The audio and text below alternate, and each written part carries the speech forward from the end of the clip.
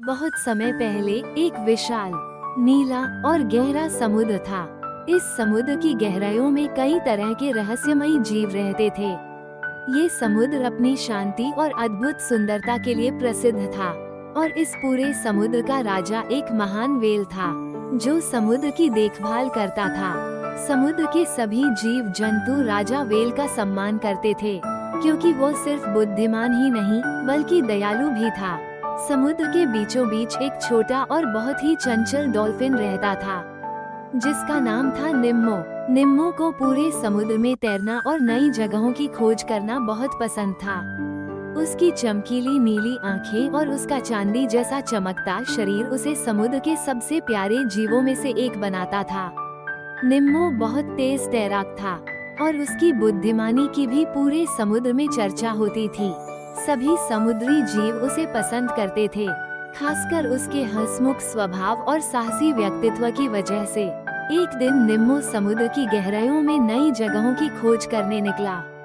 वो इधर उधर खेलते हुए समुद्र के राजा के महल के पास पहुंचा, जो कि समुद्र के बीचों बीच एक शानदार और विशालकाय महल था।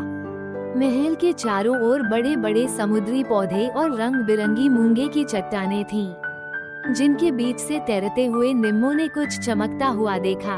उसकी उत्सुकता बढ़ गई और वो उस चमकदार चीज के पास गया।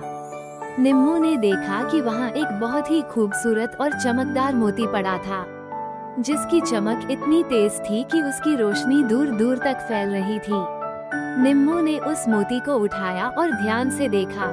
यह मोती साधारण मोती नहीं था, बल्कि किसी जादुई शक्ति से भरा हुआ लग रहा था। निम्मो ने सोचा, यह मोती तो बहुत खास लगता है।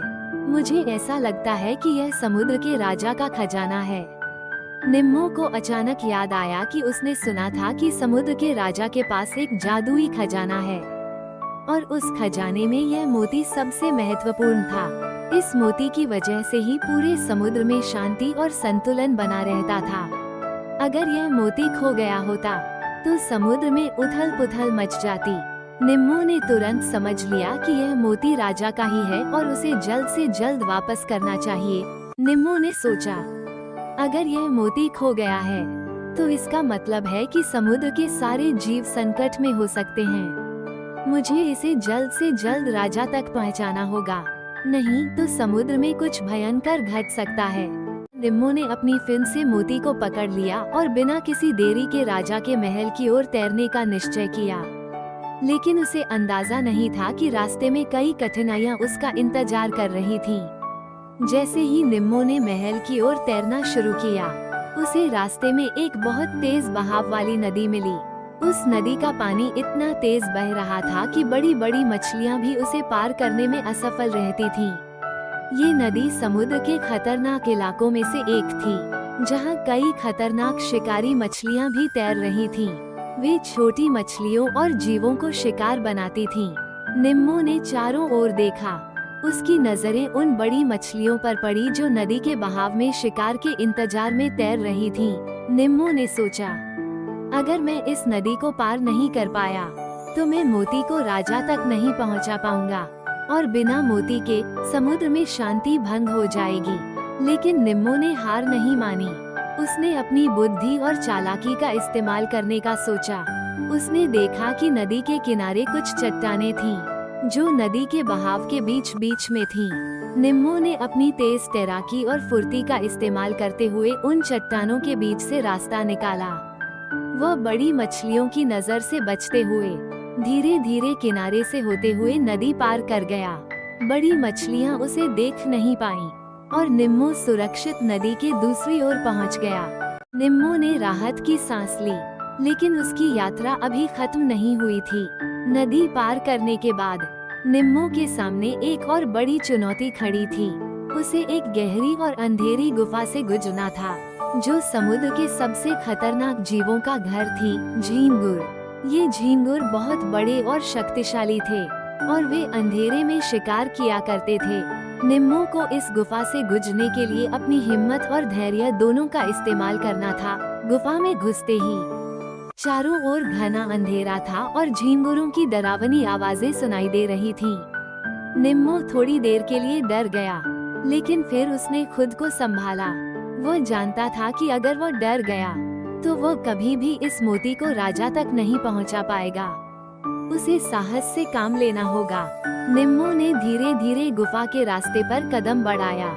गुफा की दीवारें बहुत सक्रिय थीं और झींगुर अपनी चमकती आंखों से उसे देख रहे थे।